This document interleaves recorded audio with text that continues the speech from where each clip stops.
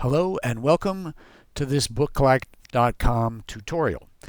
This BookLife.com tutorial is about how to submit your book for review consideration on BookLife.com. On a previous video, we talked about creating our profile page and our projects, and we created a project for Mona Lisa. So we're on our profile page, and if we're going to submit a review for Mona Lisa, we need to get to its projects page. We can do it from here on this screen, or also using the sidebar, which also shows us how to get to Mona Lisa. So either way will get us to Mona Lisa. So let's go ahead and click here, and we'll go to Mona Lisa, and here it is. When we get to this page, you'll see three boxes across the top here. One of them is titled Get Your Book Reviewed. The other one is Advertise and Promote Your Book. And the third one is Enter Your Book in a Contest. We talk about those options in other videos, but for this one, we're going to talk about Get Your Book Reviewed. And we have two options here, Publishers Weekly and BookLife. And if we mouse over here, it shows us a little more information about both of those options. In the case of Publishers Weekly, there is a $25 submission fee. Is the review guaranteed? No, it is not guaranteed. Publishers Weekly reviews are editorially chosen by the editors at Publishers Weekly. So even though you submit your book review, even though you're asked to pay $25 for that submission fee, you still aren't guaranteed whether that book will be reviewed or not. Does the review appear in Publishers Weekly? Yes, it does. Is it written by a Publishers Weekly reviewer? Yes, it is. And of course, it says that Publishers Weekly reviews are the most prestigious reviews in book publishing, which is true, and they're about 200 words long. And they're published in every issue of Publishers Weekly. So that's one option. The other option is a BookLife review. The BookLife review, that disappeared for a second. The BookLife review costs $399, but it is guaranteed. It is not editorially chosen. If you pay the $399, your book will be reviewed. It doesn't mean it's going to get a good review, but it will be reviewed, and it'll be reviewed by a Publishers Weekly reviewer. Will it appear in PW? Yes, if you choose it. You have the option to say, no, I don't want this review to be made public. You also have to pay an additional $100 to have it appear in Publishers Weekly, but you get to do that later on in the process. All of that is up to you. And then a BookLife review, as it says down here, is a little different than a PW review. It's 3 paragraphs, so it's a little longer. It's about 300 words. Plus, it has expert marketing insights that help you if you're going to be marketing your book. It talks about the audience that you're supposed to, that you would ideally be trying to reach with the book. And it also gives you other information that will help you reach the right readers when marketing and promoting your book. So you've got the two options. You've got Publishers Weekly on one side, or our thing disappeared. Publishers Weekly on the one side and BookLife on the other. You can order one or both, and you do it from the same form. And we get to that form by clicking this blue button here, which we'll do right now. We click that button, and now we're on the submission form for both the reviews. Either or. You don't have to do them both, but you can. You could do one at one point and come back and do the other one at another time. So you're not obliged to do both at the same time. If you start and you just want to do a Publishers Weekly review, you would check that. If you only wanted to do a BookLife review, you would check that. If you wanted to do both, you would click the little button that says both. Depending on what you click, the total here changes. So if we're just doing a Publishers Weekly review, it's only $25 as a submission fee. If we're doing a BookLife review, it's $399. If we do both, then it's going to be $424. You could also have the option, if you're doing a BookLife review, of doing an expedited review. If you check this box, it means your review will be completed in 4 weeks instead of 6 weeks. It costs $150 extra, so if we click this box, you'll note that the price goes up. If we unclick it, it goes down. If you had been given a promotional code in association with this, you would enter that code here and you'd see the results of it change right there. The first thing you have to do on the form is to upload the PDF or the digital gallery of your book. So we'll do that right here. You also have the option here. In some cases, people keep their books on a website. That's the case for a lot of times books that are graphically intensive, photography books, or comic books, or graphic novels. So if that's the case, you would type the URL here. You'd also put the password in if it was password protected. Then this next information has been pulled in from what you already entered when you created your profile and also when you created the project page for this book. So we know the author's name is John Doe. The title of the book is Mona Lisa.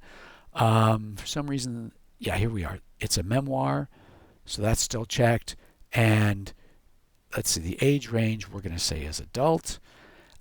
If you're doing a BookLife review, there is a word count restriction. There isn't a word count restriction if you're only doing a Publishers Weekly review. Publishers Weekly takes books of any size, but BookLife has a limit of 150,000 words on their submissions. They also charge an extra $100 if your book is over 100,000 words.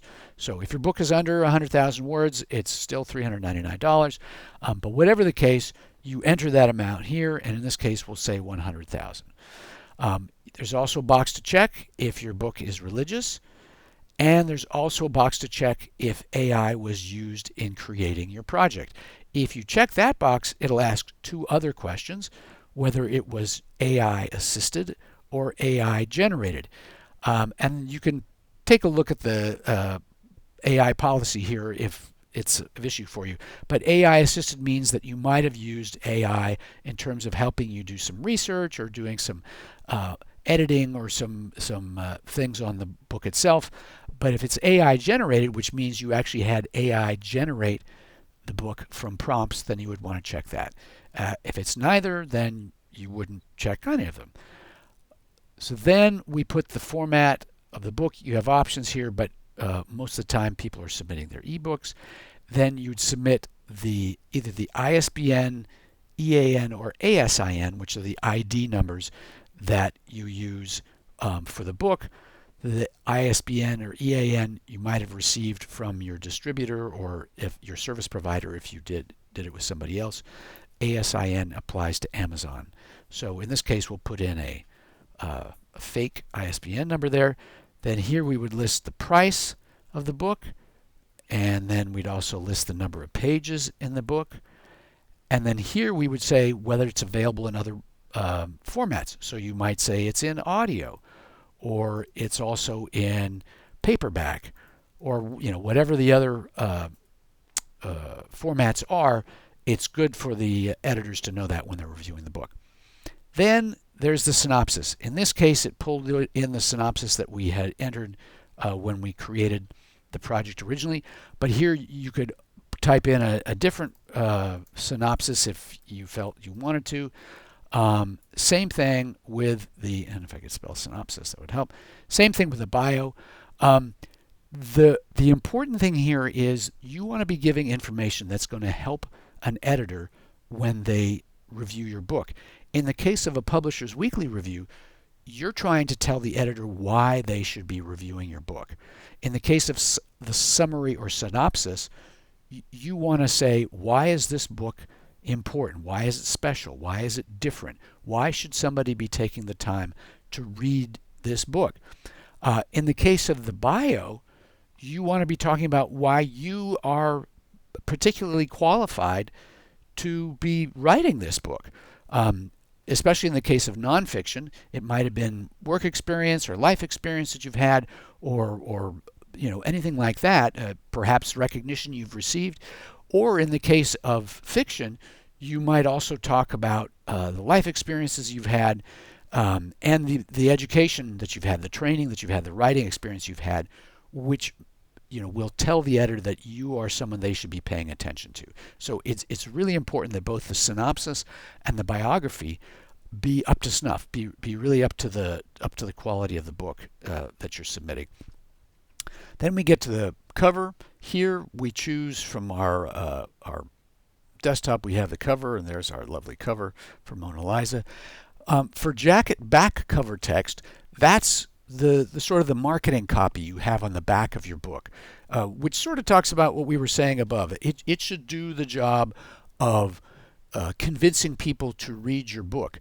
Especially in the case of a BookLife review, we actually judge your marketing copy and we give you a grade on it because that's how important we think it is for you in terms of marketing your book. But also in the case of a Publisher's Weekly review, the reviews editors will look at this to get not only an idea of what the book is about, but more importantly, what you think the book is about, because it helps them understand better your motivations when writing it. So here we would type in that back cover copy. It would probably be a couple of paragraphs, 3 paragraphs, whatever you have that marketing copy is. The publisher here, because most of our books are self-published, it might be your name, it might be a special company name you have, or you might just say itself. So it's not necessarily mandatory. Publishing month and publishing year, that's the date that the book is being released or is available for sale. Then our email address comes from our profile. Then if you're ordering a BookLife review, we ask you for your mailing address. If you're ordering only a PW review, this won't show up. These options won't show up. But if you are ordering a BookLife review, we'll ask you for this, because if you decide to publish your review in Publishers Weekly after you get your review in 6 weeks, we mail you a complimentary copy of the issue in which your review runs.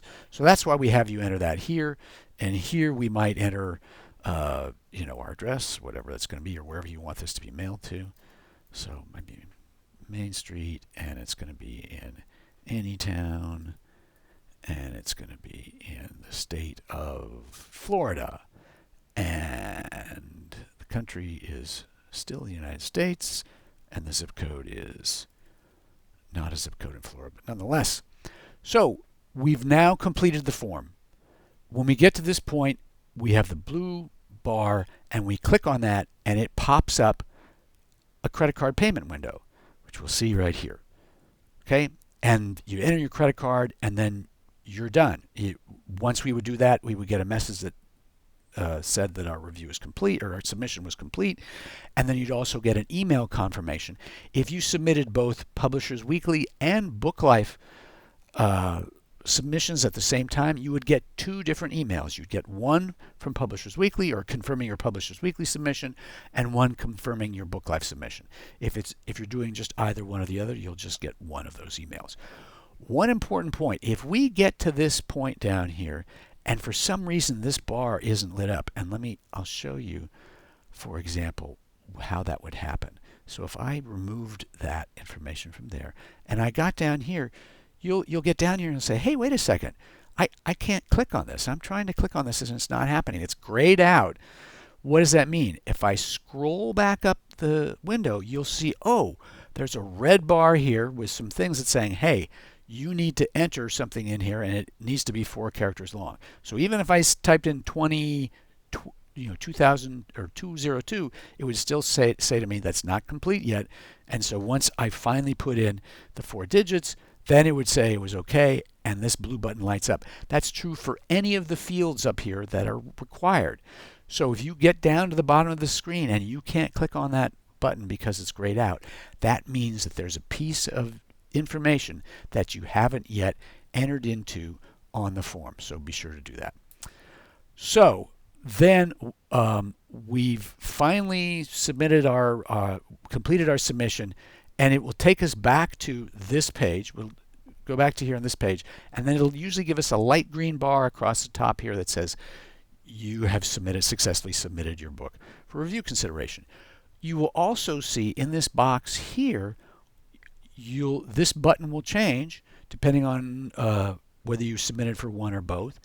And up here, it'll give you a little status notification. So right here, you would see a little status. Also, what's going to happen at the different stages of the review consideration process, you will receive an email saying, first of all, that we received your submission. Second of all, that perhaps an editor has decided that they're considering it, or most importantly, if you've got a BookLife review, it's going to say, hey, your BookLife review is complete. Come and check it out. And when the time comes, you will come back to the same project page. And when your BookLife review is ready, it will be displayed down here in the reviews section. And you'll have the opportunity to approve the review so that it can be made public and so that you can start sending it around to people. And it gives you a URL that they can actually come to on this page and see your BookLife review here. And you also have the option at that point to decide if you want to have it published in Publishers Weekly. And if you do that, it'll cost $100 extra, and then you'll be able to go on from there. And you'll get a free copy of the magazine in which it runs. You'll also have the opportunity to order extra copies. So that'll all take place on this page. Similarly, if you submitted for a PW review, the same thing. You'll be emailed any status notices on your review submission. And if you are very fortunate and you do get reviewed in Publishers Weekly, that review will show up on this page as well. And we'll let you know if your book has been reviewed in Publishers Weekly as well. You'll get an email for that. So that is the process for submitting your book for review consideration using BookLife.com. So with that, I bid you a good day.